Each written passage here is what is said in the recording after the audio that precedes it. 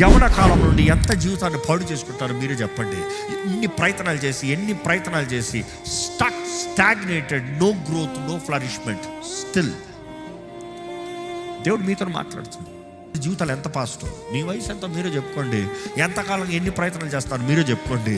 Say you are helpless, that is truth. నాకు సహాయం లేరు, నన్ను బలపరిచేవారు లేరు, నన్ను ఆదరించేవారు లేరు, నన్ను లేవనెత్తేవారు లేరు. సత్యం ఏంటంటే ఈ లోకంలో ఎవరికి ఉండరు క్రీస్తు ప్రేమ ఉంటుంది. కానీ అట్లా ఎవరైనా ఉన్నారంటే దాన్ని స్వార్థంగా ఉంటారు, కానీ స్వార్థం లేకుండా ఎవరు ఏం చేయరు. అంతేనే కాదు, లోకం చూడండి, ఎంత నీకు తెలిసిన వాళ్ళైనా నీకు 10 రూపాయలు ఇచ్చాడంటే ఎందుకు ఇస్తాడు? నీ నుంచి ఏదో వస్తుందని ఇస్తాడు.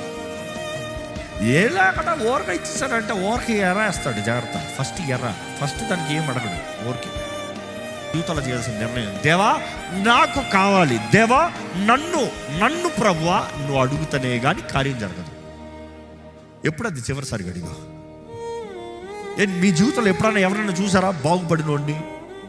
నీ ముందు చేతకాని పరిస్థితుల్లో ఉన్నవాడు లేచినోడు, ఇంకా అయిపోయింది అనుకున్న పరిస్థితుల్లో లేచినోడు, డాక్టర్స్ ఇంకా చచ్చిపోతాడన్న పరిస్థితుల్లో బ్రతికినోడు, వ్యక్తి జీవితంలో కార్యం చేశా, నా జీవితంలో చేయవా అడిగావా?